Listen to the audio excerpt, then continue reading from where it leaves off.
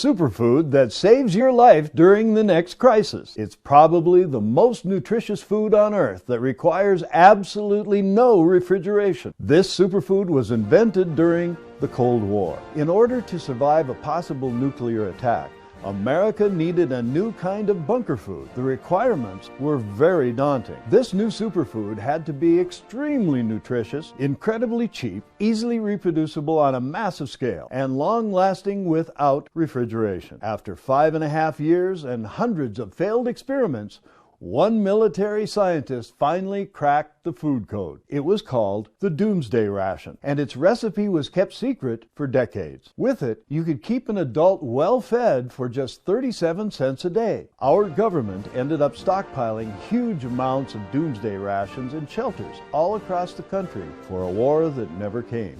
But this food didn't spoil, and it was eventually put to good use. Over 150,000 tons worth of Doomsday Rations were unearthed and sent for emergency relief all over the world.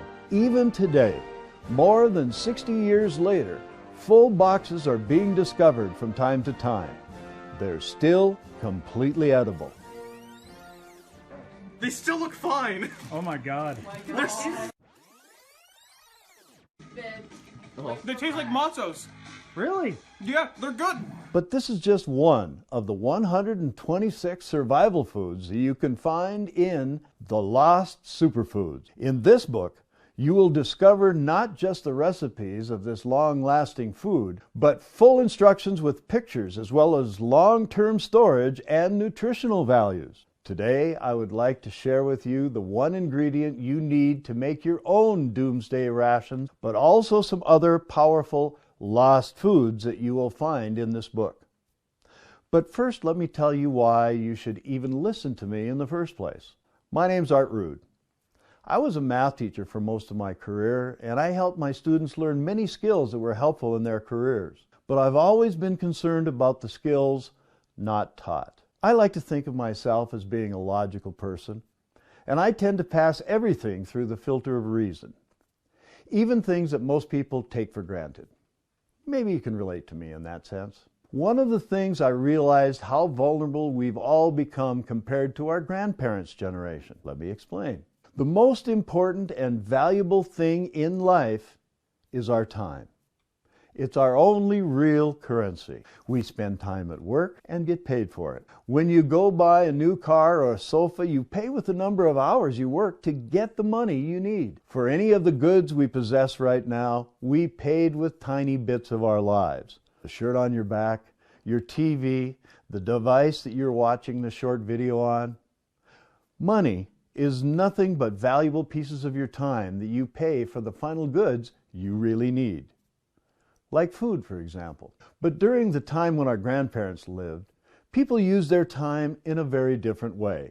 They didn't keep most of it as paper money in the bank or plastic in their wallets. Instead, they kept it as long-lasting foods and other vital items inside their root cellars and pantries. Many of them had enough put away to feed their family for a whole year, sometimes more. That's what made them so resilient to any crisis, and why even at the height of the Great Depression, you would struggle to find a single American household that starved. But how many of us today have that kind of stockpile to fall back on?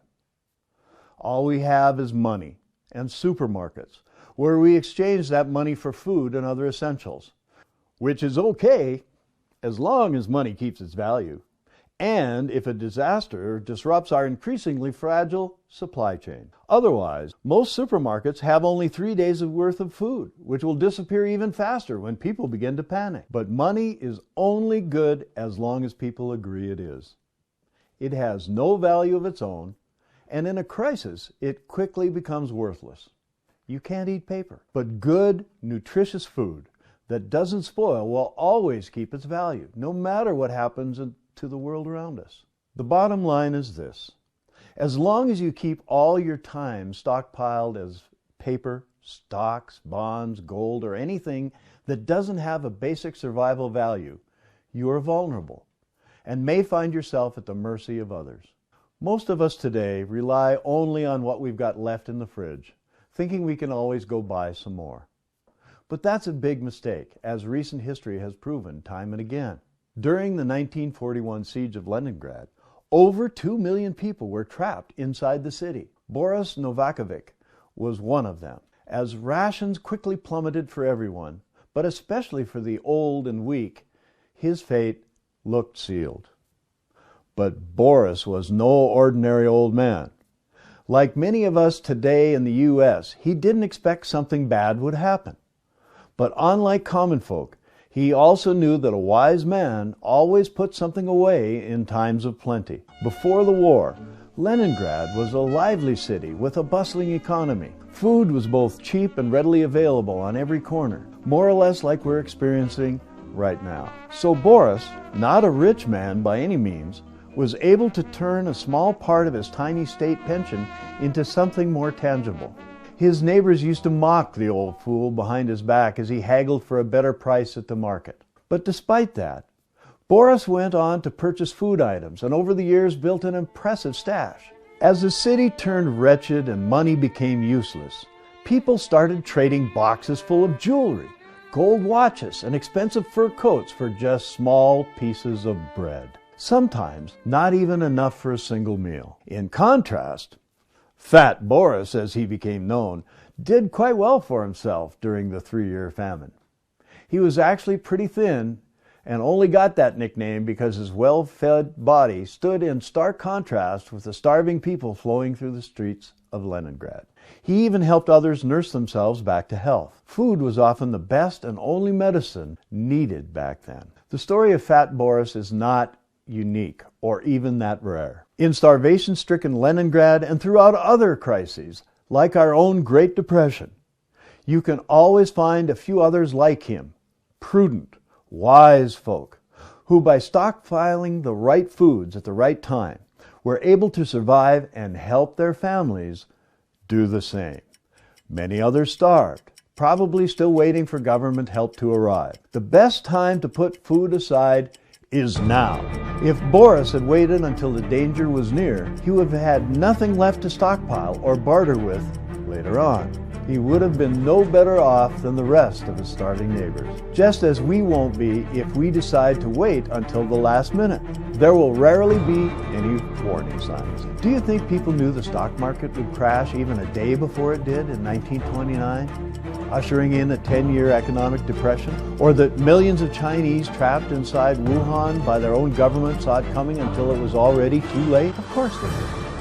Chances are we won't see the next crisis before it hits us either. And when things go really bad, or even during a local disaster like a hurricane, one of the first things to vanish or become prohibitively expensive is food. So you need to stockpile it beforehand. But it has to be the right kind of food.